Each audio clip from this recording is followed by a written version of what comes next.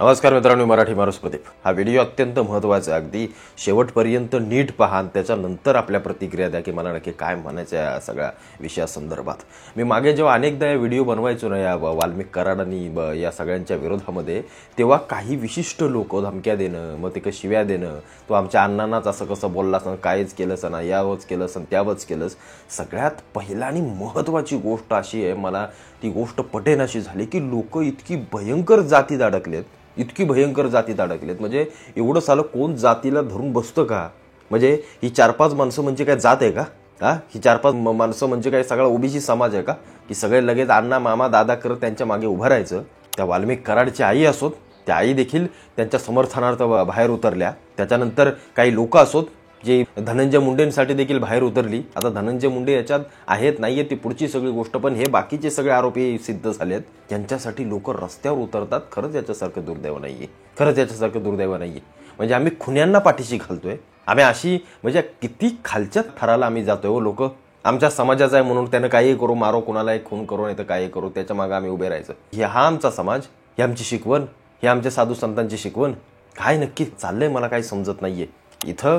ही जी काही केस आहे त्याला फक्त खून आणि आरोपी आणि तो गुन्हेगार याच मला असं वाटतं चष्म्यातून पाहिलं पाहिजे. कोण जातीचा भीतीचा भीतीचा याचा आणि त्याचा माझा तुझा काही करण्यात अर्थ नाहीये, काही करण्यात. संतोष देशमुखांच्या खुनाचे फोटो आले आणि अक्षरशः सगळ्या महाराष्ट्राच्या डोळ्यात पाणी आलं, संपूर्ण महाराष्ट्राच्या डोळ्यात पाणी आलं. खरंच इतकी भयंकर हत्या, साली क्रूर लोक ही. म्हणजे किती माणूस कुठल्या थराला जातो, म्हणजे त्याला काय त्याच्या मेंदूमध्ये चालू असतं आणि काय ती हत्या करताना त्या म्हणजे सालं तिथं बघणारा काय, ते करणाऱ्याला सुद्धा डोळ्यात पाणी आलं असतं. पण ही सगळी क्रूर लोक ज्यांना खरोखर कशाचंही काहीही स्वैरसूतक नाहीये, ही इतकी घाणेरडी नीच प्रवृत्तीची लोक, यांना फाशी नाही, यांना फाशीपेक्षाही भयंकर सजा दिली पाहिजे. व्हिडिओ काय काढतायत, फोटो काय काढतायत, बरं आता हे व्हिडिओ काढून नक्की कोणाला दाखवायचे होते? वरती वाल्मिक कराडला की अजून त्याच्यावरती कोण आहे त्याला दाखवायची होती की आम्ही मारून टाकलाय बघा आणि असा मारलाय, अशी त्याची हत्या केली. खंडणींवरनं याच्यांवरनं या सगळ्या गोष्टी होत आहेत. आता हे सगळ्या गोष्टी झाल्या कशासाठी? कशामुळं? पैशामुळं की जातीच्या रंगामुळं की अजून कशामुळं? म्हणून याचा अर्थ असं नाही की आम्ही हत्याच करू एखाद्याची. आणि एवढी क्रूर हत्या सरपंच आहेत. असं नाही की ते मंत्री आहेत, संत्री आहेत, कोणी कुठला मोठा गुंडा आहे किंवा कोणी काय आहे, गँग चालवणारा माणूस आहे की मग त्याची हत्या झाली. साधा सामान्य सरपंच, साधा माणूस ज्याला खरोखर काही करण्याची देखील गरज नव्हती, अशा लोकांना या लोकांनी मारलं. इतकी भयंकर ती सगळी गोष्ट, ती मला सांगताना पण मला खरोखर कसं तरी वाटतं. मी जेव्हा ते मीडियावरती सगळे फोटो सगळं पाहतोय, खरोखर अत्यंत दुःखद बातमी आहे ही. खरंच म्हणजे तिथं विचार करा ना, तुमच्या आमच्या घरातला कोणी असता, आता आज मला सांगा, त्या सगळ्या गोष्टी बघताना त्या संतोष देशमुखांची आई असो, त्यांची पत्नी असो, त्यांची मुलगी, त्यांचा कोणी नातेवाईक असो, त्यांना ते बघताना काय वाटेल? तुम्ही जरा 1 मिनिट फक्त डोळे मिटा, 1 सेकंद डोळे मिटा आणि तुम्ही विचार करा की तुमचा दादा असेल, तुमचे पप्पा असतील, तुमचा नवरा असेल, तुमचा मुलगा असेल, तुमचा जो कोणी असेल, त्याचं जेव्हा असं काही घडेल आणि तुम्ही जेव्हा ते पाहत असाल, तेव्हा तुम्ही काय नक्की रिॲक्ट कराल? तुम्ही नक्की कसं, तुम्हाला काय वाटेल मनातून की आपल्या जातीचे म्हणून सोडलं पाहिजे, काय टेन्शन नाही, जाऊ द्या मरू द्या, असं म्हणाल? तुम्ही काय म्हणाल? यांना पहिल्या गोळ्या घातल्या पाहिजेत, यांना फाशीची शिक्षा झाली पाहिजे, हे उद्गार असतील ना? मग ही जी काही घाणेरडी पिलावळ जी बाहेर आली होती समर्थनार्थ, ही कोण होती नक्की? हे का जाती खराब करतायत, का संपूर्ण समाजाला वेठीस धरतायत? ही लोक पैसे देऊन आणलेली सगळी लोक आहेत. ही अख्खा समाज पाठीशी नाहीये, मी तुम्हाला सांगतो.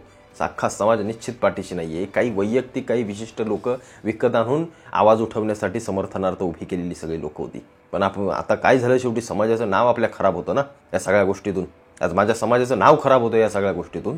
त्याच्याविषयी आपल्याला बोललंच पाहिजे. आणि मला एक गोष्ट महत्त्वाची वाटली ती म्हणजे या प्रकरणाला राजकीय मोठं स्वरूप होतं म्हणून 3 महिने लागले, ही सगळ्यात चुकीची गोष्ट आहे. आज धनंजय मुंडे राजीनामा देत आहेत कशासाठी? प्रेशरमध्ये, आणि सांगतात माझी तब्येत ठीक नाहीये. प्रश्न हा आहे राजीनाम्याचा किंवा धनंजय मुंडे असतील नसतील या सगळ्या गोष्टीचा, पण तो जो व्यक्ती आहे वाल्मिक कराड, हा तर धनंजय मुंडेंचा अगदी निकटवर्ती आहे. स्वतः पंकजा मुंडे सांगतायत, स्वतः पंकजा मुंडे, की या वाल्मिक कराडचं धनंजयशिवाय काय पान हलत नाही. मग हा खून कसा काय न सांगता झाला किंवा काय झाला? अनेक ठिकाणाहून हे प्रश्न विचारण्यात येत आहेत. नक्की धनंजय मुंडे याच्यात आहेत, नाही आहेत, ती पुढची अजून चौकशी चालू होईल. पण राजीनामा निश्चित उशिरा घेतला एवढं मात्र नक्की.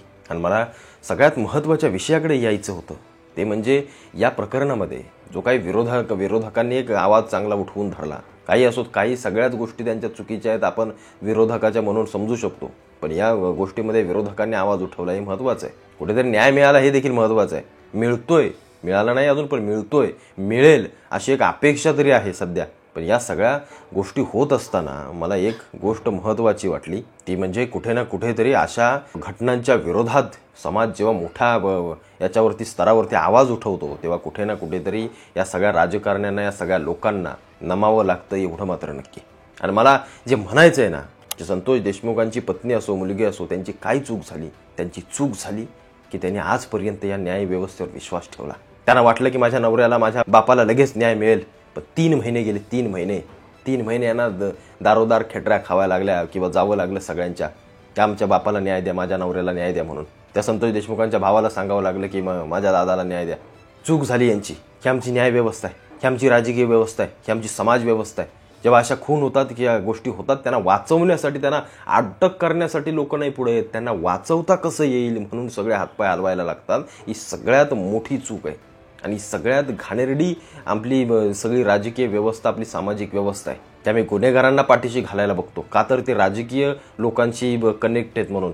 म्हणजे याचा अर्थ पहिला गुन्हेगार हा राजकीय माणूस झाला पाहिजे, सगळ्यात महत्त्वाचा म्हणजे. कारण तो साला यांना वाचवत बसलाय. चूक झाली नाही या बिचाऱ्यांची. काय वाटत असेल आज त्यांच्या मनाला? आज त्यांच्या घरातला करता पुरुष गेलेला आहे, आज त्यांच्या पिढ्याच्या पिढ्या त्याच्यावरती अवलंबून होत्या, त्या आज कमकुवत झाल्या, कमकुवत. तुमचा आमचा बाप गेला, भाऊ गेला, नवरा गेला, काय वाटेल रे तुम्हाला? तर करा. जेव्हा दुसऱ्याचं जातं तेव्हा त्याला समजतं, आपलं जात नाही तोपर्यंत आपल्याला काय त्याची धाकता समजत नाही की न्याय कसा मिळाला. आपण काही न्यूज बघून जाऊ द्या, चला मरू द्या, काय संतोष देशमुखांचं झालं का, काय झालं, अपडेट घेतली, आज चला निघा.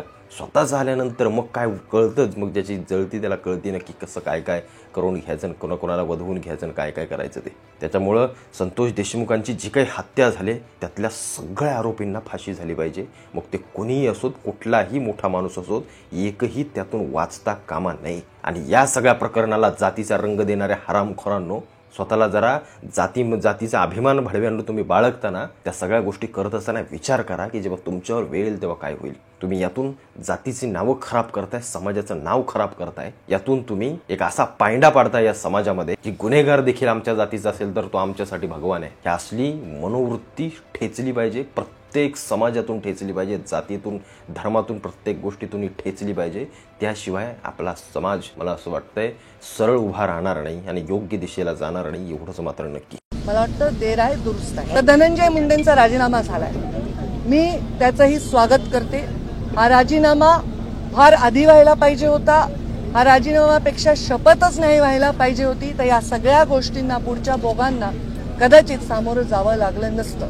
घेणाऱ्यांनी सुद्धा आधी घ्यायला पाहिजे होता, धनंजयनी सुद्धा आधी राहायला पाहिजे होता. या सगळ्या वेदनांपासून कदाचित गरिमामय त्याला एक मार्ग मिळाला असता. त्यांनी सांगितलं असेल, मला माहीत नाही त्यांचं स्टेटमेंट काय आहे. मी त्याच्यापेक्षा लहान बहीण आहे आणि बहीण असली तरी आम्ही वेगळ्या वेगळ्या पक्षात काम केलं होतं. पण कोणत्याही आईला, बहिणीला, परिवाराला वाटत नाही आपल्या परिवाराच्या सदस्याला या दुःखातून जावं लागेल. पण जेव्हा आपण खुर्चीवर बसून विचार करत असतो तेव्हा आपण राज्याच्या प्रत्येकाचा सारखा विचार केला पाहिजे. त्या पोराच्या, परिवाराच्या, त्याच्या जीवाच्या वेदनांपुढे हे काहीही मोठा निर्णय नाही आहे. त्यांनी तो घेतलाय, ते योग्यच केलेला आहे. मला वाटतं देर आहे दुरुस्त.